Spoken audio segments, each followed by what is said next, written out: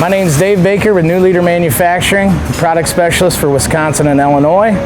We're going to be going over chain tension today. One thing you need is a tape measure, and you need to measure from the back of the unit, the back of the sill, inside to a measurement of 36 to 40 inches is what we're looking for, that where that chain touches down into that sill.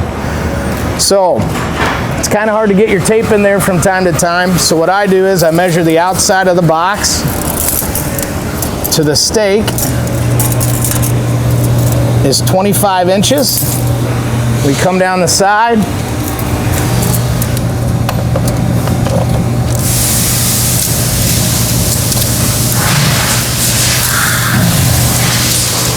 (36 to 40 inches.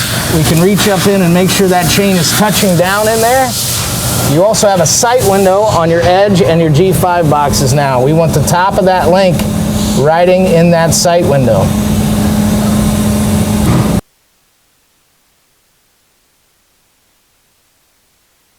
We also want to check our tension of our conveyor on our second bin or our multiplier. This is a manual adjustment. You will need to measure from the back of the sill once again, inside to where the chain is touching. We want a measurement of 30 to 34 inches. A measurement of 30 to 34 inches.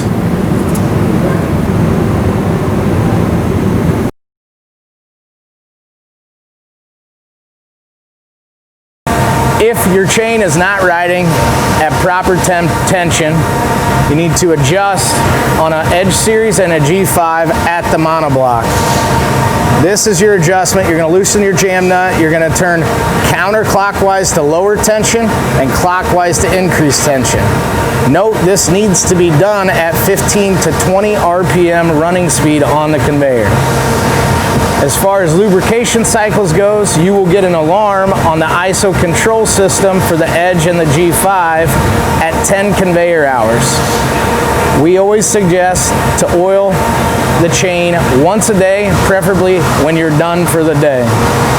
You have a lubrication schedule inside the ISO control where you can pick how many revolutions you want to spray, how many revolutions after that you want to run. That's entirely up to you, but we would like you to oil that chain once a day. So our gear cases are on the back left-hand side of the machine, and that's what runs our conveyor. This is a single pinion gear case. Way of identifying that is one motor on the gear case. On a single pinion gear case, you need to measure out 1 pint of 80-90 weight oil. Pull your drain plug from the bottom. Make sure you don't have any metal shavings in there or anything like that. Do not use your center plug as a fill gauge. Measure out 1 pint, dump in the top, ready to go.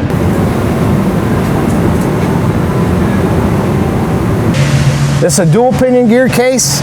Same thing, you want to measure out your 80-90 weight oil. It's going to take 1.5 pints. Once again, drain plug at the bottom. Remove, check for metal shavings. Do not use your center plug as a fill gauge. Make sure that you are filling in 1.5 pints of 80-90 weight oil. If you overfill, you will cause seal damage and see leaks in the system.